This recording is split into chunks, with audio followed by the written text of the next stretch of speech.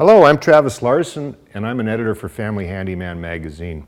Today I'm going to tell you how to trim this 6-panel door with this extra wide, thick Princeton casing. It'll look like $1 million when we're done. You can do it too. It's a lot easier than you think. Once you get used to it, you can trim a door like this, one side at least, in about 10 minutes. There's only a few tools that you need. The most important one is an 18-gauge trim gun. This shoots little brads ranging from 1 inch to 2 inches. And we're going to use 1-inch brads for attaching it to the door jamb, and the 2-inch longer brads for attaching the thick part of the trim through the drywall into the framing. So let's get started. The first thing that we're going to do is cut off the shims. With these really thick shims, you should score it on both sides really pretty deep. Make sure you got a nice sharp blade and cut it on this side. Couple passes, just snap it off. After you snap them off, make sure they're not projecting past the door. Otherwise, the trim is going to rock on there and you'll never get it flush on one side or the other. So we're going to start by putting the top piece of trim on, but before we do that, we have to establish where the short points of that trim are going to go. You can only get so close because of the hinges, so I always use that to define the reveal or the margin. Those are two terms that define the distance between the edge of the jamb and the edge of the trim. That gives you a lot of wiggle room when you're putting the trim on, and you can be a little bit off and still going to look great. A lot of amateurs make the mistake of trying to put the trim flush, which is almost impossible and doesn't look good at all. So here I go. I'm going to put my little line up here. You saw me do that. And that's about 1/4 inch. I'm going to make the same mark over here. And you can see that I've already pre-cut one side of this trim with a 45-degree angle. So I'm not going to use a tape measure at all on this door. I'm going to do it all with scribing. So I'm going to hold the short point even with my first mark. And then I'm going to work my way down here and mark the short point of this miter. Now I'm going to take this to the miter saw and sneak up on that mark, and then this piece will be ready to nail in place. So when you start cutting this miter, don't make the mistake a lot of people do with trying to get it right off the bat. Just start a little bit away from it and keep dipping the blade and moving the board this way until you get to your mark, and then make the cut.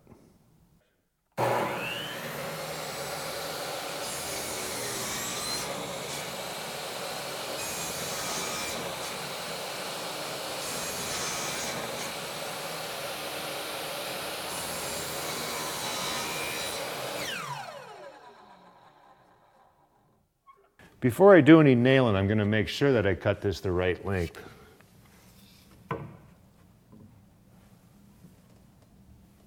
That's perfect, so I don't need to recut anything. Now the next thing I'm going to do is make sure that the margin between the top of the door jamb matches the margin at the short point of the miter. And then I'm going to take my 1-inch pins and blast this thing to the door.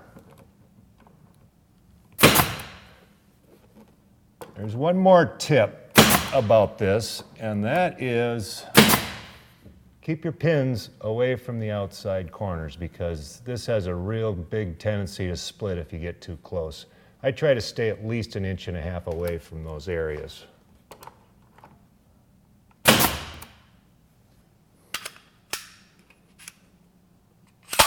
Now that our 2-inch pins are in, we're going to nail the fat part into the framing.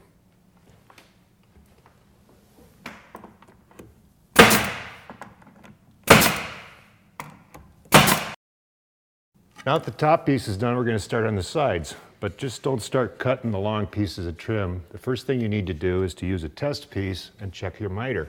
This is 45, this is 45. I'm going to hold this up here and check my margins.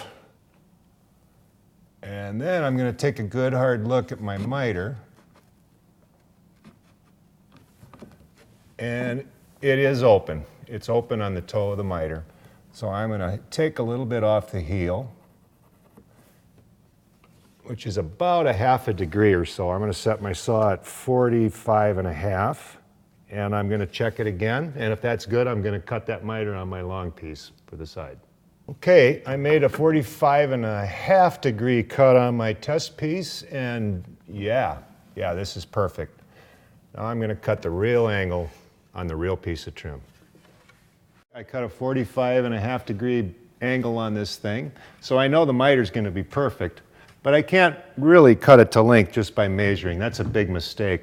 If it was carpeting, I could get away with that. I would just pull a tape measure out and cut it a 1/4 inch slower, because the carpeting is going to hide the bottom. But since this is a hardwood floor, it has to look really nice where it meets the floor. So I'm just going to flip it upside down,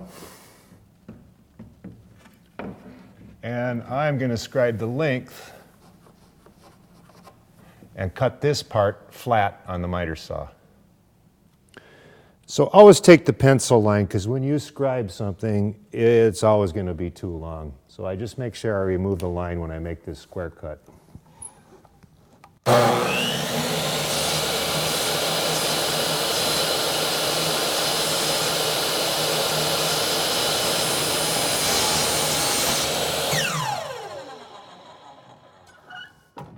Check the fit now, the length and the miter one more time before I glue it and nail it in place. And it looks fabulous. This is ready to glue and nail. I'm going to squirt a little glue on the miter, and we're going to nail this board in place.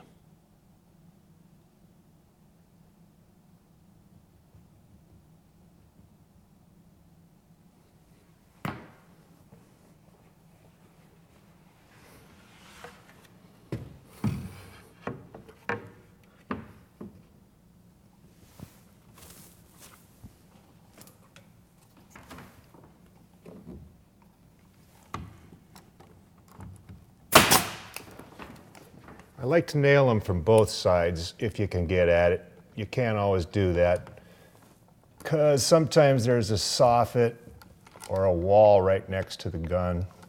So if you can only get one in here or one in here, that's fine. So nail your corner together and then work your way down the jamb, adjusting the margin as you go. Put your nails about every foot or so, that'll hold it fine. And after we do this, we're going to switch to 2-inch pins and nail the fat part to the framing.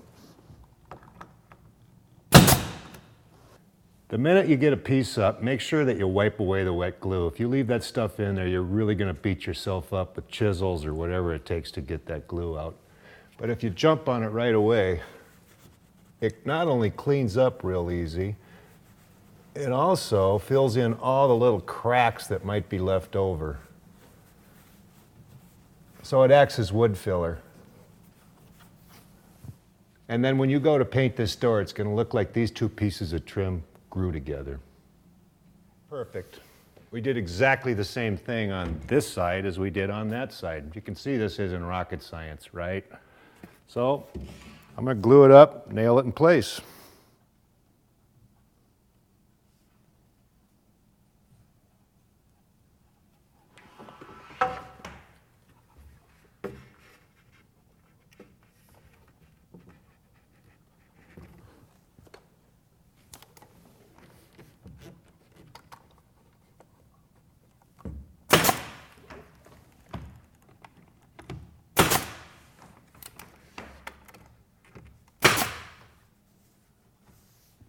Well, that's it. The carpenter part's done. Now it's ready for paint. If you're the guy that's painting instead of a professional, it's going to be your job to fill all the nail holes and to put a thin bead of painter's caulk around the perimeter and the inside edge where it meets the door jamb. Then when this thing's painted, it's going to look like $1,000,000.